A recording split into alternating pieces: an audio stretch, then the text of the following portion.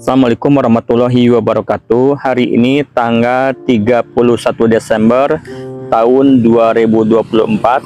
Hari ini masih dalam suasana liburan sekolah, di mana ada sebagian orang yang pergi ke tempat berbagai wisata. Ada juga orang yang hanya berdiam di rumah. Tidak mengurangi makna liburan itu sendiri. Makna liburan ini tolong jangan dijadikan tempat untuk bermalas-malasan. Jadi berhenti dalam proses belajar.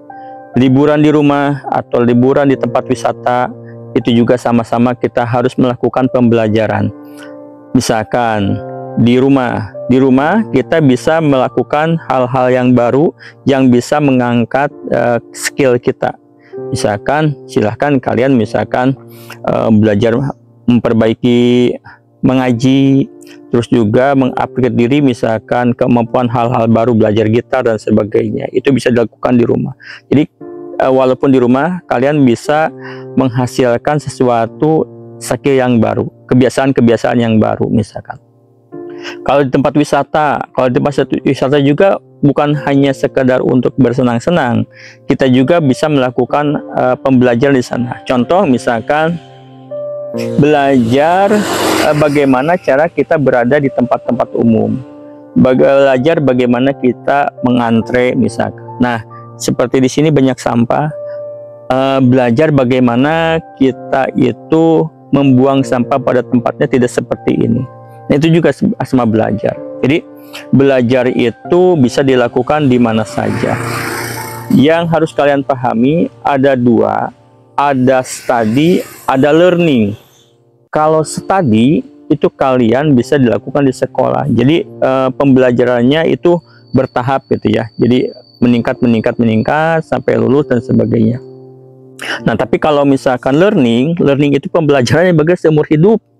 Jadi apa yang sudah kita dapat, ilmu yang kita dapat baik di sekolah maupun di mana kita melakukan evaluasi, kita mengaktualisasikan diri, nah itulah learning. Kita melakukan refleksi, nah itu juga adalah learning. Jadi learning mah pembelajaran sampai ke liang lahat atau sampai kita selama kita masih berada di dunia ini. Nah, yang harus kalian pahami ada dua kekayaan yang kadang-kadang kita tidak sadar. Yang pertama, kekayaan yang memang tidak memiliki harga. Maksud tidak memiliki harga, tidak ternilai harganya. Yang kedua, kekayaan ini tidak memiliki brand. Nah, kekayaan apakah itu? Kekayaan intelektual, Bager.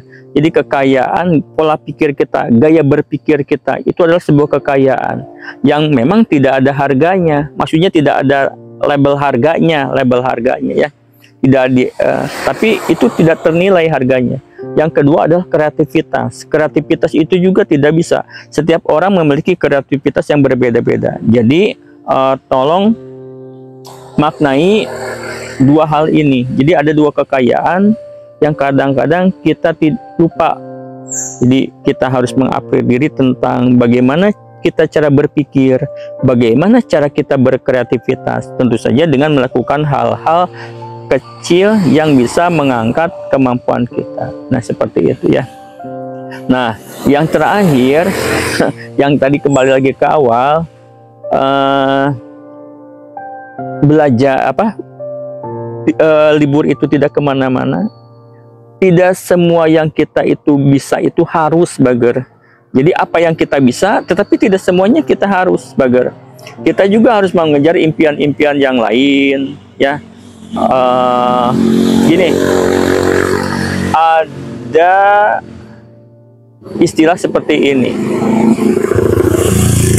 The big goal is the big to sacrifice. Jadi sebuah tujuan itu harus melalui pengorbanan. Nah, pengorbanan yang kita lakukan itu akan kita dapatkan hasilnya di masa depan kita. Selamat mengupgrade diri tentang kemampuan kalian, walaupun masih liburan, kalian bisa.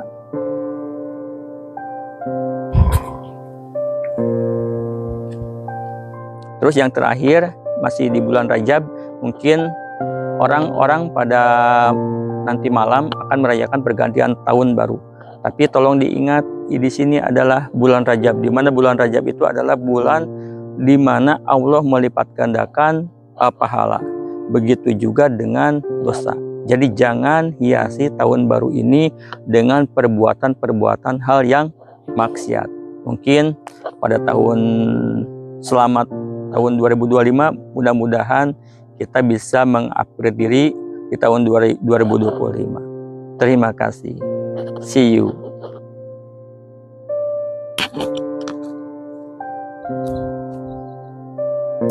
Tahun ini sudah hampir selesai, dan aku benar-benar bangga pada diriku sendiri.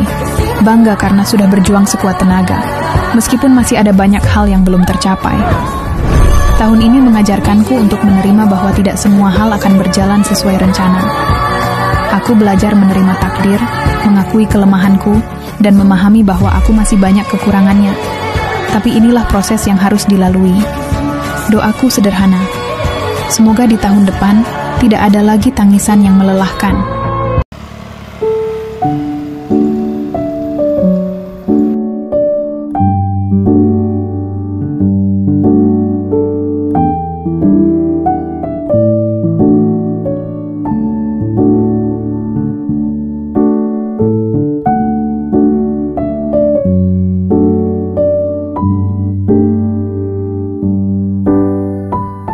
Ini Cianjur, guys.